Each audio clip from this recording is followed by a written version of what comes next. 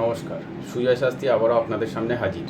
যারা কালসর্প যোগ নিয়ে খুব দুশ্চিন্তায় রয়েছেন, দেখুন বিস্তারিত একদিন আলোচনা করব এই যোগ, জ্যোতিষের যে বিভিন্ন যোগ রয়েছে, কালসর্প যোগ, মাঙ্গলিক যোগ, ঠিক আছে, গুরুচণ্ডাল যোগ কিংবা গুরু সৌরী যোগ কিংবা রবি শুক্র দারিদ্র যোগ, বুধ শুক্রের ব্যভিচার যোগ, ঠিক আছে, এই যোগগুলো নিয়ে আলোচনা করব।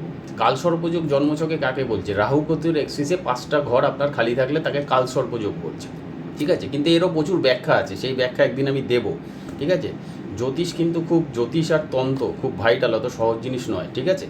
এরও যারা যাই হোক, তবু আজকে আপনাদের জন্য ছোট্ট করে একটা উপাচার বলবো কালসর্পযোগের জন্য। যারা কালসর্পযোগ নিয়ে খুব দুশ্চিন্তায় রয়েছেন, ঠিক আছে, তারা কি করবেন? যে কোনো সোনার দোকানে গিয়ে 2.5 প্যাচের রূপোর 3টে আংটি বানাবেন, রূপোর আংটি 3খানা, ঠিক আছে, বানিয়ে নিয়ে এসে যে কোনো পূর্ণিমার দিন, ঠিক আছে, আপনি কি করবেন, সেই 2.5 প্যাচের সাপের আংটিটা একটা আপনার মিডিল ফিঙ্গারে পরবেন, একটা যে কোনো আপনার বাড়ির আশেপাশে, আশা করি শিব মন্দির বাড়ির আশেপাশে সবাই রয়েছে, একটা শিব মন্দিরে দান করবেন, আর একটা গঙ্গার জলে, মানে জোয়ার যেই সময় চলছে সেই গঙ্গার জলে ভাসিয়ে দেবেন, ঠিক আছে।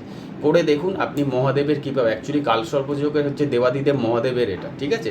তো অতএব সেখান থেকে আপনি অনেকটাই রিলিফ পেয়ে যাবেন, অনেকটাই মুক্ত হয়ে যাবেন, যে কালসর্পযোগের যে অশুভ যে প্রভাবটা আপনার জীবনের উপরে পড়ছিল, সেই প্রভাবটা থেকে আপনি অনেকটাই বেরিয়ে আসতে পারবেন। সেইখান থেকে আপনার মানে জীবনে যে প্রতিবন্ধকতাগুলো আসছিল, সেই প্রতিবন্ধকতাগুলো অনেকটাই মুক্তি পাবে। আমি পরবর্তী কোনো এক অনুষ্ঠানে কালসর্পযোগ নিয়ে বিস্তারিত আলোচনা করব।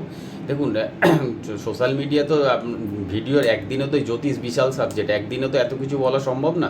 তবে যতটুকু আপনাদেরকে সাহায্য করতে পারি তার মাধ্যমে উপাচার বলে আপনাদেরকে মানে করার চেষ্টা করি।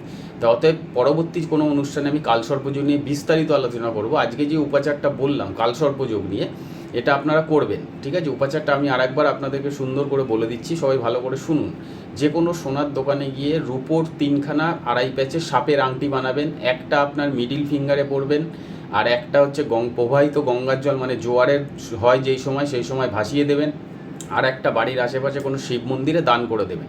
কিন্তু যে কোনো পূর্ণিমার দিন, যেই দিন পূর্ণিমা থাকবে সেই পূর্ণিমার দিন করে দেখুন, সবাই এই কালসর্পযোগের যে মানে কুপ্রভাব আপনারা পাচ্ছেন তার থেকে অনেকটাই রিলিফ পেয়ে যাবেন।